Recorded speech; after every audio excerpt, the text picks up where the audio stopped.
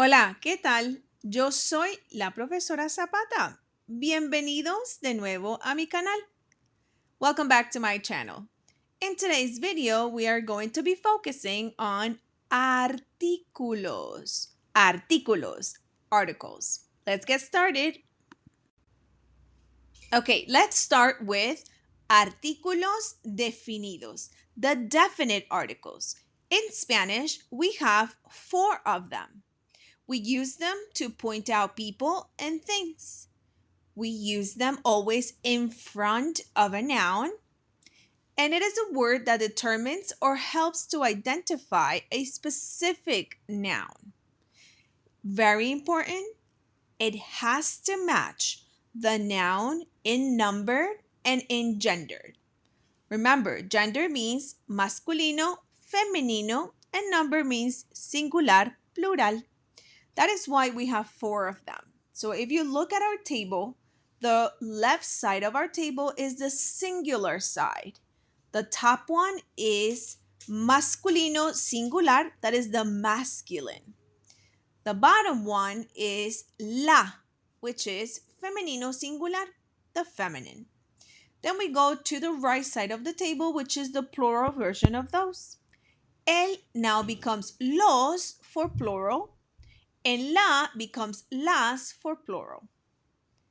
Now, the best translation, or rather the only translation of these 4 articles is the. Now, let's take a look at some ejemplos of artículos definidos. Remember, those would be el, la, los, and las. Remember that el in this case does not have an accent mark, because the one that does have an accent mark, that's no longer an artículo definido. That's actually a personal pronoun, pronombre personal, and it belongs to the translation he. Okay. Número 1. La profesora Pérez es muy amable.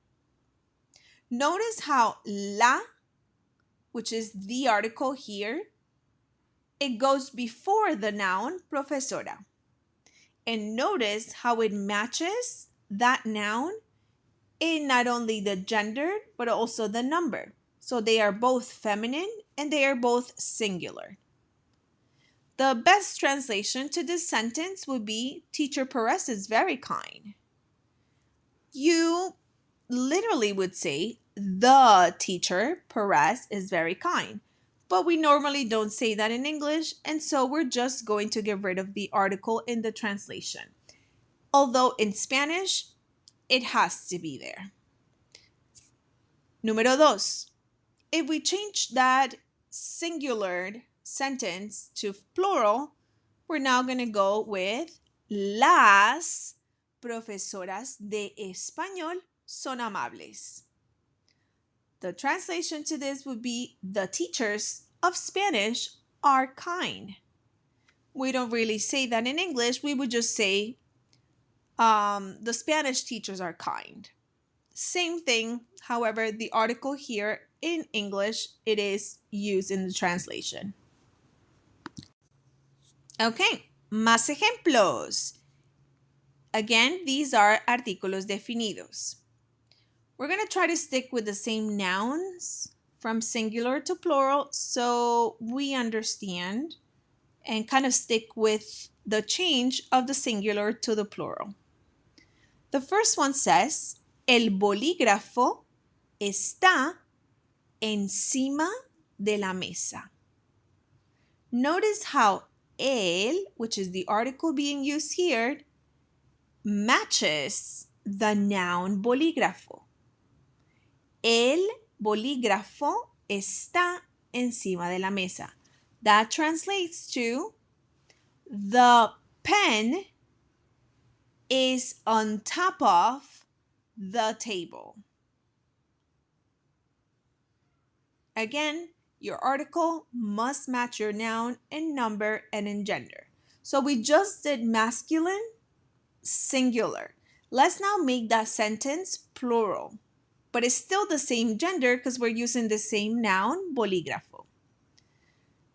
Los bolígrafos, so now we added that S to the noun.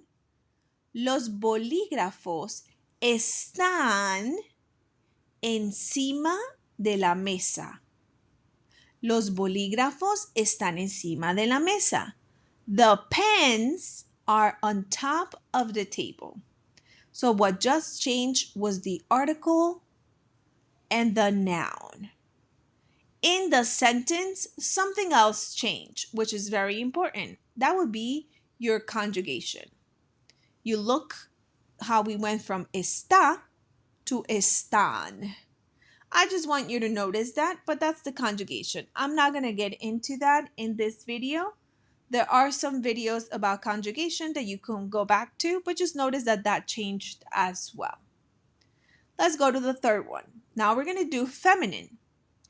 La estudiante está sentada en la silla.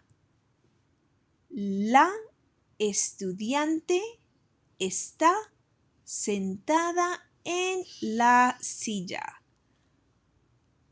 We did la as feminine singular, so estudiante in this case is feminine singular.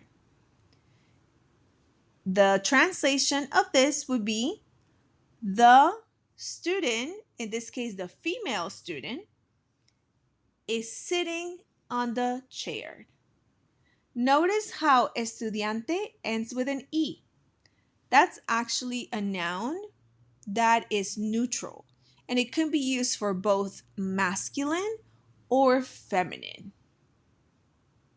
Let's make that plural now, but we're still using the same gender of feminine. Las estudiantes están sentadas en las sillas. Las estudiantes están sentadas en las sillas. The students, the female students, are sitting on the chairs. Okay, I hope this has made some sense. Let's just recall really quick.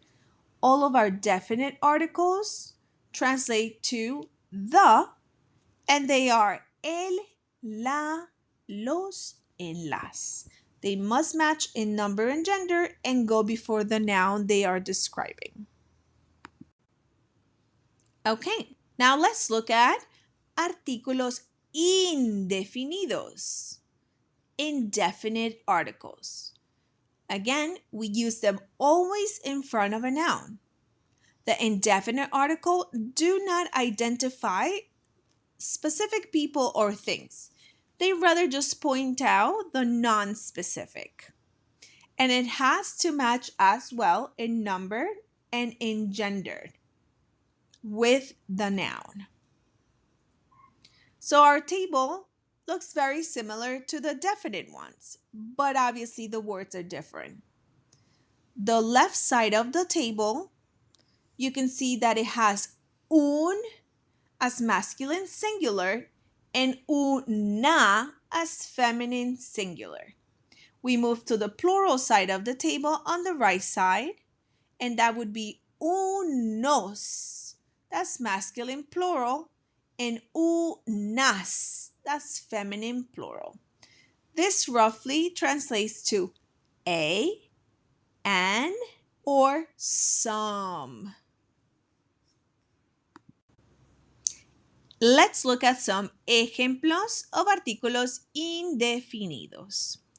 Before we look at those examples, I want you to think about this. If I say, I need a pen, that means any pen. Doesn't matter if it's a pink pen or red or blue. It doesn't matter. It's non-specific. I just need a pen.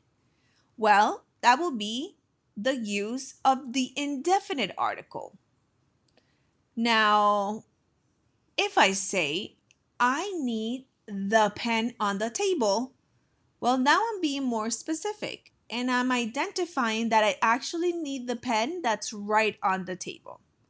So that would be definite articles.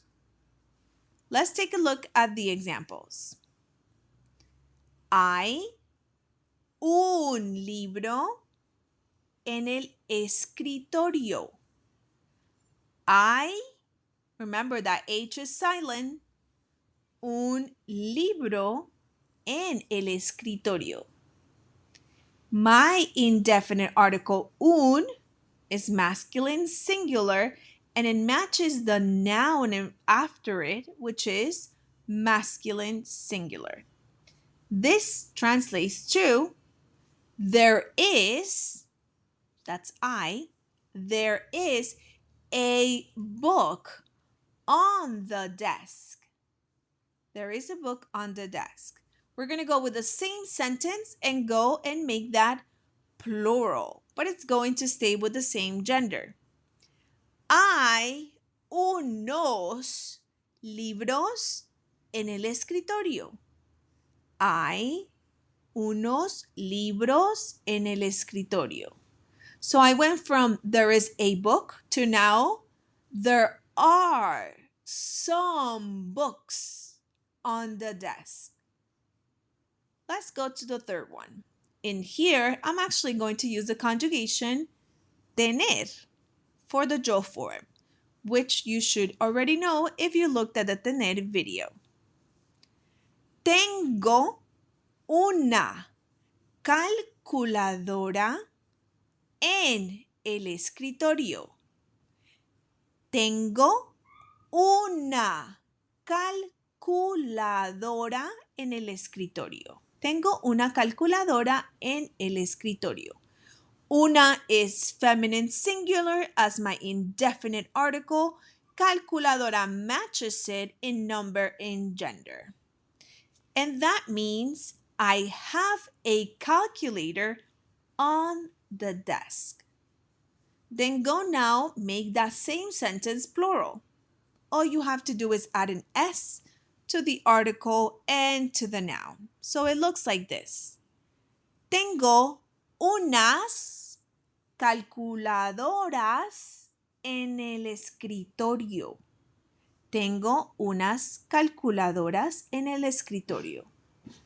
That means I have some calculators on the desk. Now that you have seen which are definite articles and which are indefinite and how we use them and also where we place them in a sentence, you might be wondering, okay, how am I supposed to know the gender of nouns in Spanish? Here is just a little bit of help. In Spanish, most nouns that end in an O are considered masculine. Por ejemplo, el cuaderno, that's the notebook. El libro, that's the book. El niño, that's the boy. El perro, that's the dog. Now, all of those end in an O, so it's safe to say that any article you decide to use, whether it's definite or indefinite according to the context of your sentence, you are going to use masculine. And if you are going to make these into plural, all you have to do is go from el to los and then make sure you add an S to all of these nouns. Now, there are exceptions, but this is good to just get started. Now, most nouns that end in an A are considered feminine. Ejemplos: una niña, a girl, unas gafas, some glasses, una mascota, a pet, una doctora, a female doctor. Keep in mind, recuerda, all the grammar rules you learn in Spanish, most of them unfortunately do come with some exceptions. So don't get frustrated. Just learn a little bit at a time, and once you get more comfortable with the language, you'll definitely pick up on those exceptions. Here are two things to remember. There are neutral nouns like estudiante, artista, piloto, etc. meaning the word is used for both male and female. And to indicate the gender, you are going to have to just change the article. Por ejemplo, if I want to say the male pilot, I'm going to say el piloto. And if I want to say the female pilot, I'm going to say la piloto. By changing the article, because this is a word that's kind of a neutral noun for both male and female, you are going to indicate with each article the gender of the pilot. And there are also nouns that break the rules. And you basically will just have to memorize their gender. Here are some. Remember how we said most nouns that end in O are masculine and most that end in A are feminine? Well, here are some exceptions. El agua. Agua ends in an A. You would think it's feminine, but it's not. So we say el agua. El mapa. That's the map. El problema. The problem. La mano, the hand. El águila, the eagle. So those are some common words that we use that are in the exception rule. Muy bien. We have come to the end of our video of los artículos, artículos definidos y artículos indefinidos. As always, make sure that you are contacting me at laprofesorazapata@gmail.com if you have any questions, suggestions, or you would like me to make a video specific to a topic you're thinking about. Ciao, ciao.